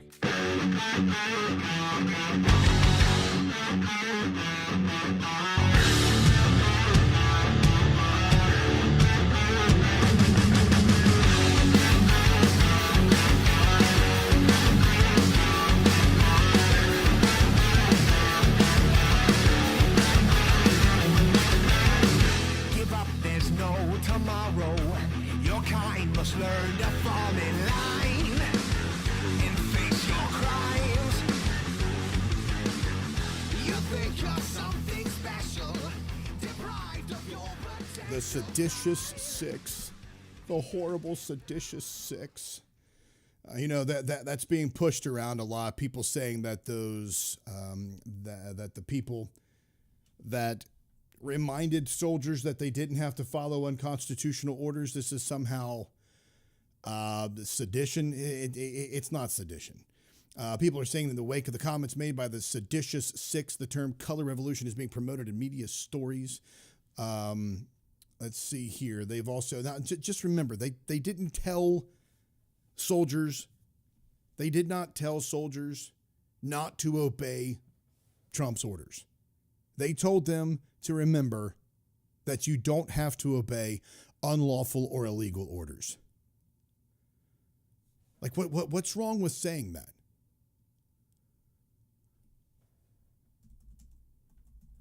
And then they came out. I thought this was funny. Let me pull this up.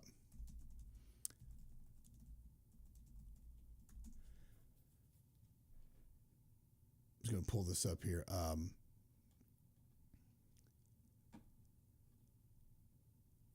So the Department of Defense threatens Senator Mark Kelly with court-martial proceedings. And what I thought was really funny about the post was this. Let's see. This is the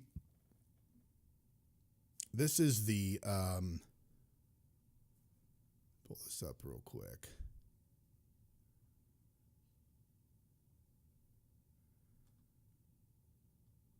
I'm going to change this so we can see this post.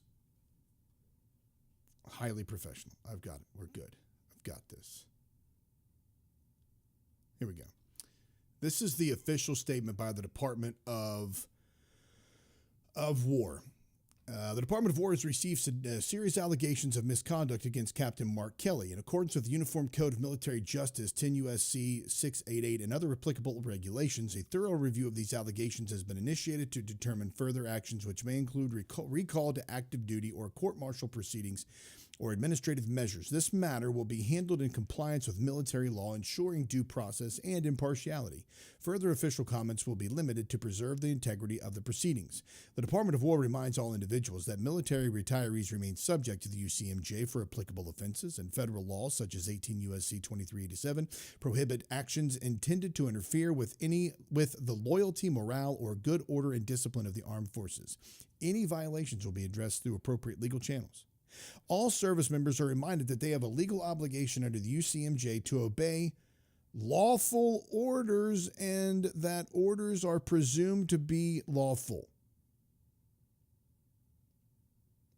A service member's personal philosophy does not justify or excuse the disobedience of an otherwise lawful order. All service members are reminded that they have a legal obligation under the UCMJ to obey lawful orders. Isn't that what they said in the video? They never told them not to obey Donald Trump. They never told them not to obey his orders. They said you don't have to obey unlawful or illegal orders. And I'm going to go ahead, because I was off last week, and I'm going to pull up the video here and play that so we can talk about it. Okay. Here's what nobody... Trying to figure out if I can get this up here. Because what I find ironic is the fact that they're talking about bringing this guy up on charges and court-martialing him, bringing him back to active duty so they can court-martial him. But in this same post, they remind soldiers of the same thing that the soldiers were reminded of by the congressmen and senators here. It's so funny. It's so ironic. And so ridiculous. And then Trump comes out and says that he wants to hang them. I mean, come on. Are you serious? They didn't do anything that was illegal. You can't give somebody the death penalty for doing something that is legal like this. Let me see. I'm trying to pull the video up here. If you all have that, that'd be great if you could send it to me. Let me see.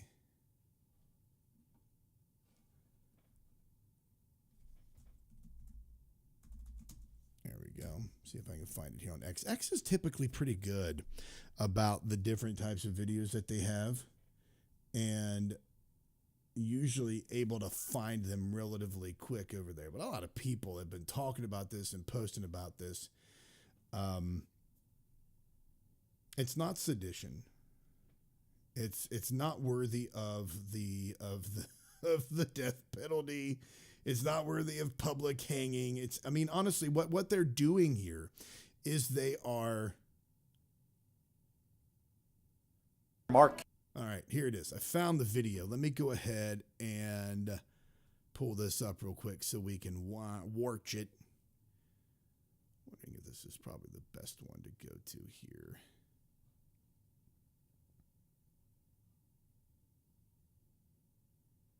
No, not that one.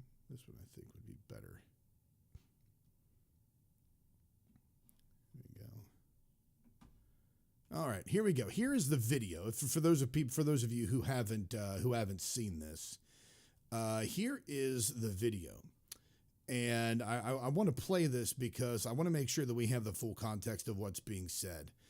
So let's go ahead and play that now. Mark Kelly. Representative Chris DeLuzio. Congresswoman Maggie Goodlander. Representative Chrissy Houlihan. Congressman Jason Crow. I was a captain in the United States Navy. Former CIA officer. Former Navy. Former paratrooper and Army Ranger. Former intelligence officer. Former Air Force. We want to speak directly to members of the military and the intelligence community who take risks each day to keep Americans safe. We know you are under enormous stress and pressure right now. Americans trust their military. But that trust is at risk. This administration is pitting our uniformed military and intelligence community professionals against American citizens. Like us, you all swore an oath to protect and defend this Constitution. And right now, The threats to our Constitution aren't just coming from abroad, but from right here at home. Our laws are clear. You can refuse illegal orders. You can refuse illegal orders. You must refuse illegal orders. No one has to carry out orders that violate the law or our Constitution. We know this is hard and that it's a difficult time to be a public servant. But whether you're serving in the CIA, the Army, or Navy, the Air Force, your vigilance is critical. And know that we have your back. Because now, more than ever, the American people need you. We need you to stand up for our laws, our Constitution, and who we are as Americans. Don't give up. Don't give up. Don't give up. Don't give up the ship. I don't see anything wrong with that whatsoever. It never said refuse Donald Trump's orders. They never said don't listen to the president. They never said don't follow legal orders. They never said, they said don't follow illegal orders. You're not required to follow illegal orders or unlawful orders or orders that violate our Constitution. Can somebody tell me, please, where that is wrong? I'll tell you where it's wrong. Because Trump has a fragile ego. He is a totalitarian and has had a totalitarian bent. And I've said this for years. I've said this since probably 2017 to 2019, sometime around there. I've been saying this for years. Donald Trump has a totalitarian and authoritarian bent. He is and has been leading his own companies and been the guy that everybody fawns over and looks at as a real estate mogul and is a billionaire. And he's been part of the socialite and elitist for so long that people just do things that he says. He says go, they go. He says jump, they jump. People listen and they do what he says when he says to do it. And as the president, when he gives a command, he does not take kindly to that command being disobeyed or questioned. And it doesn't matter who you are. So if you're a congressman or a senator or somebody and you say, well, the military doesn't have to obey unlawful or illegal orders. The president says, I don't give unlawful or illegal orders. That's sedition. You should hang them. They should get the death penalty. No, you should say absolutely. Absolutely. And I want to make sure that we don't issue anything that is unlawful or unconstitutional. Thank you for reminding our troops of that, because I want a stronger America. I want a stronger nation. I want a stronger military. I want unity in our country. But instead of him saying that, he just goes off. Hang him. Death penalty here. I mean, come on. Are you serious? Calling the party domestic terrorist, calling reporters piggy, calling reporters stupid.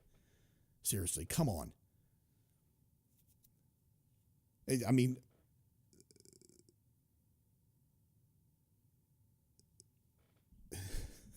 and people are going to defend this. They're going to defend this. They're telling them, don't obey illegal orders. What order has he given that's illegal? What order has he given that's unlawful? I never said he did. I'm just telling you, you don't have to obey unlawful or illegal orders. I mean, like, you start to leave your house, and your mom looks at you and says, drive carefully. Be careful. Be mindful of your surroundings. Be aware of your surroundings. Be careful. Like, Mom, do you think I'm going to go out there and drive like a nutbag? Do you think I'm going to crash my car into a tree? Mom is just saying, hey, be careful. It's what moms do. They're just saying, be careful. So try that logic. Mom looks at you. Mom looks at you and says, hey, be careful. And you go, where have I not been careful? You show me where I've not been driving careful. You show me where I've done it not careful. Dude, I just said be careful. It's just what we do. So when a person says, hey, you don't have to obey an unlawful or illegal order. Show me where it's been illegal. Show me where it's been unlawful. I'm just saying you don't have to obey those. Just remember. And we stand behind you. We stand with you. What is the problem with that? You're listening to the Aaron Barker Show, broadcasting on Rumble, Rumble, YouTube, DLive, and Lord's Book. Give us a comment, give us a like, give us a follow, give us a share. That would be incredible. I really appreciate that. Few minutes left here in the show. I want to talk about this. Imagine being so driven with hate towards a particular people group or a particular minority that you have to do everything necessary, not only to erase their visibility, their symbols of pride, but who they are as people. Florida is trying to ban pride flags after 3 consecutive years of failing to pass a ban. Florida is trying yet again, and people are saying that it's a direct attack on LGBTQ visibility. Let's go. Do I want to do that one, or do I want to do this one? Let me do this in here.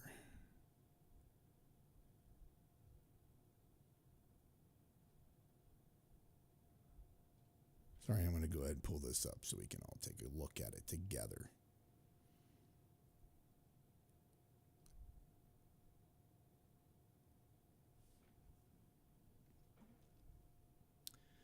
It says here for the Florida GOP trying to ban pride flag, Florida, excuse me. Florida GOP trying to ban pride flags in attack on LGBTQ visibility. This is obviously concerning for multiple reasons. And let's get into this here. I'm going to make it a little bit more visible here.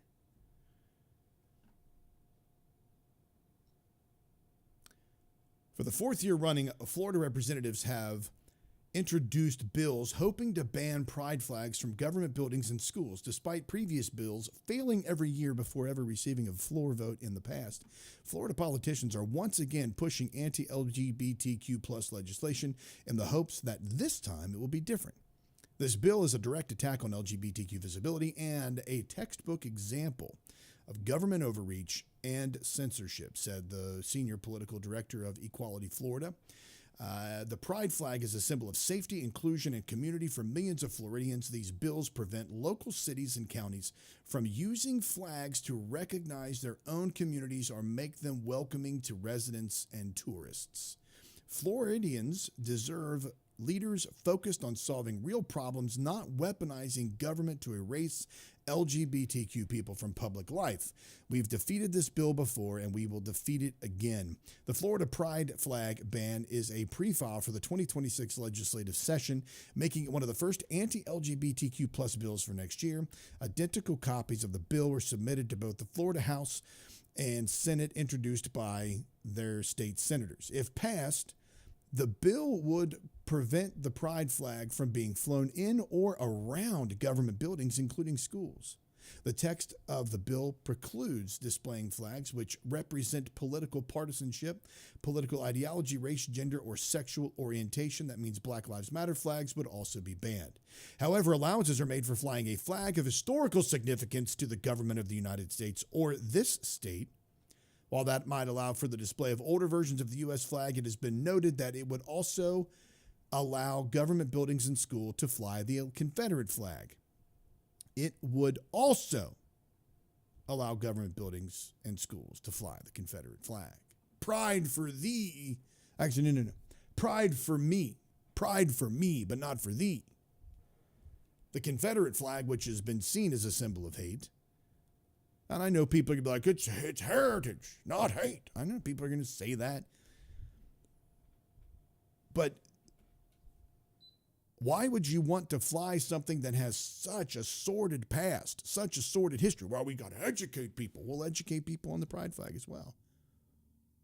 Why are you trying to shut down visibility and unity of people that are existing in the United States of America free like you are? No, you're allowed to show your Confederate flag, but you can't allow somebody to show their pride flag. You can have pride in your heritage and your history, but people part of the LGBTQ groups cannot. Can you explain that to me?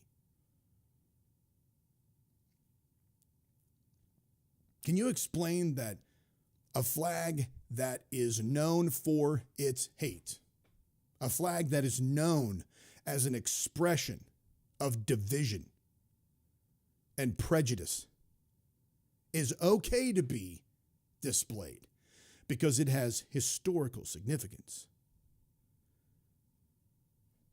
Yet a flag that is being introduced to have not the same, but to have pride in a group of people that says we are here, we are humans, we have rights, we exist, how somehow that is not allowed. I'm just trying to make sense of this. I mean, we talk a big game about freedom. We talk a big game about liberty. We talk a big game about rights. Yet when somebody wants to have something like this, no, because I don't like it. I don't want you to have this. I don't want you to express your pride. I don't want you to say that I'm here. I don't want you to have visibility. It says here, introducing another pride flag ban is on brand for Florida outside of their 3 years of failing to pass such a ban. After Trump and his Secretary of Transportation pushed for the removal of rainbow crosswalks across the country earlier this year, Florida was one of the only states to enact their demand. They did so in a shocking fashion, removing the Rainbow Crosswalk Memorial from the site of the Pulse nightclub shooting and responding to protesters removing the Rainbow Crosswalk Memorial from the side of the Pulse nightclub shooting and responding to protesters restoring it by painting over it again and installing police officers to watch the road, because that's such a great use of resources. We're going to make sure that we erase a memorial to a nightclub shooting. We're going to erase it. We're going to paint over it. Then we're going to post guards to make sure you don't restore it. And remember, don't touch our statues. What is it? I just don't understand. I just don't understand. A country, a party that pushes to have statues erected, protected, will not allow a memorial to a horrible tragedy to remind people of what hate and division does. I mean, can we get any more bigoted? Can we get any more closed-minded? Can we get any more full of hate towards a people group? Is any of this remotely Christian? Is any of this remotely Christ-like? Is there some new manuscript of the Bible that has been found that has a passage in there that specifically says you just can't disagree with someone, you have to demonize, hate, and dehumanize them?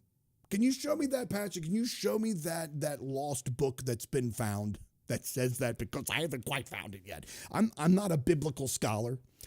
I'm just a layperson, barely a layperson, and I'm just asking if you could show me the manuscript that possesses the terminology that says you have to post guards to prevent somebody from restoring a memorial. I'm just wondering.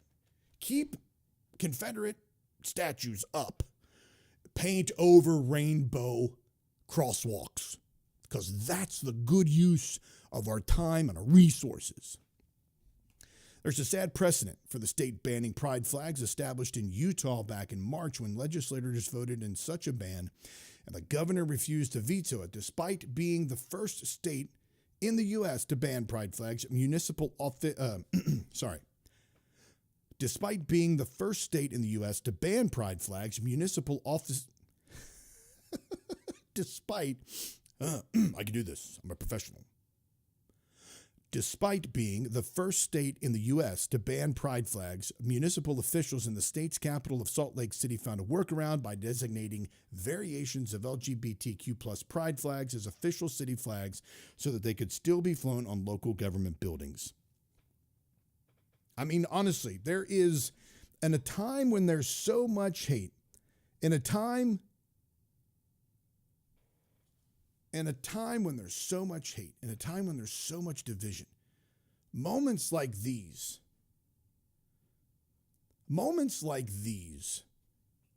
are perfect opportunities to show unity, to show love, to show grace, to show mercy. But instead, it's sowing division.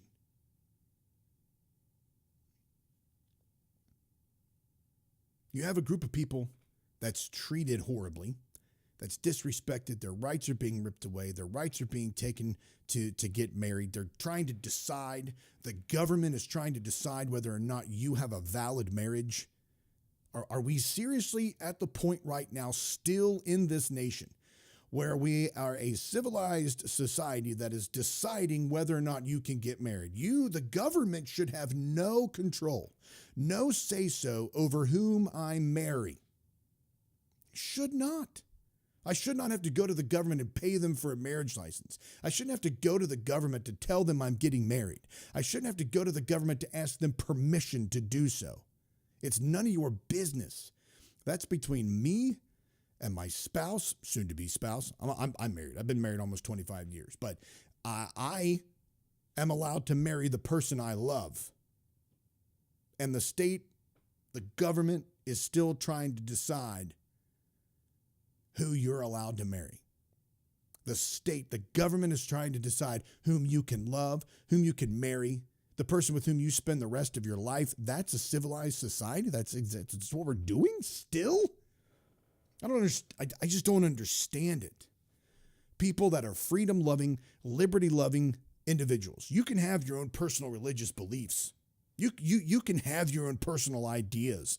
You can have your weird interpretations of Scripture, which, I obviously have weird interpretations of Scripture as well, but you can have your ideas and you can generate them. You can negotiate with the text of the Bible, and you can try to convince other people that you have the truth when it comes to same-sex relationships or same-sex marriages, but you have no right to stand in the way of another person and tell them they can't do something. That goes against the very nature of our country. It goes against the very foundations of our country. That goes against everything we stand for as a nation and everything we should stand for as a nation. It's time we stop worrying about pride crosswalks, pride flags being displayed, marriages, same-sex marriages. Let's I have an idea. Why don't we just grow up? I mean, I know that's revolutionary, and I know it's going to melt some of the conservative snowflakes out there, but why don't we just grow up?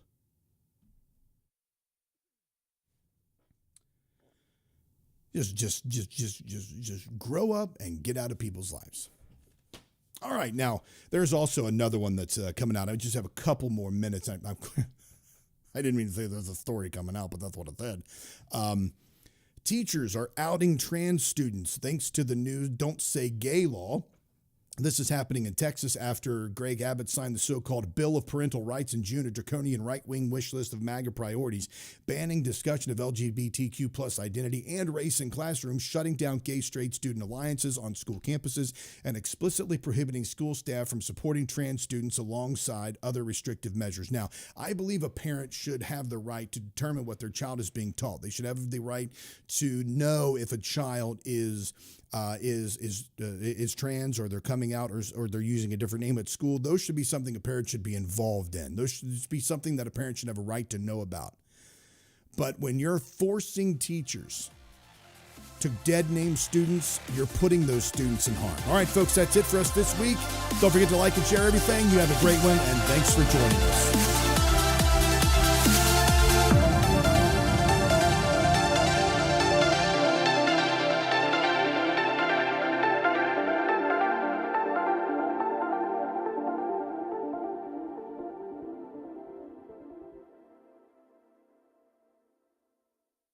As you know, our friend Mike Lindell has a passion to help everyone get the best sleep of our lives. He didn't stop by simply creating the best pillow, though. Mike created the Giza Dream Bed Sheets. They look and feel great, which means an even better night's sleep for me, which is crucial for my busy schedule.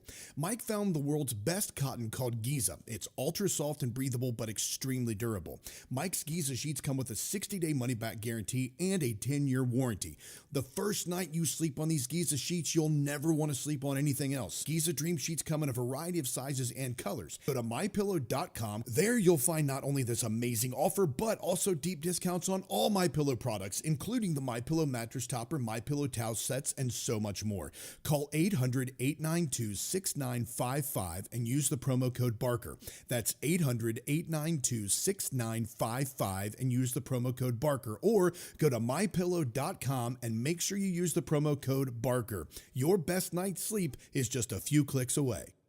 Welcome to Vocal, the free speech social app that gives you a platform to amplify your voice. Speak freely, connect boldly, and be part of a growing movement for truth, faith, and freedom. Want to know what's happening right now? The Now Playing feature shows you exactly who's live and what's streaming in real time. Check out the show's feed, a non-stop lineup including Lindell TV News 24/7, shows and on-demand programming all in one place. Connect with your favorite host and never miss a show. Explore the featured page for quick access to Lindell TV's top shows. Follow your favorites and watch their newest content flow right into your feed. And when they go live on Vocal, you can join the live chat and be part of the action. Ask questions, share your thoughts, even help shape future shows. Stay informed on issues around securing our elections by following your state's Cause of America account. Join a group and connect on a deeper level, from faith and freedom to the future of our nation. Go to vocal.com or download the app today and be a part of the mission to save our country.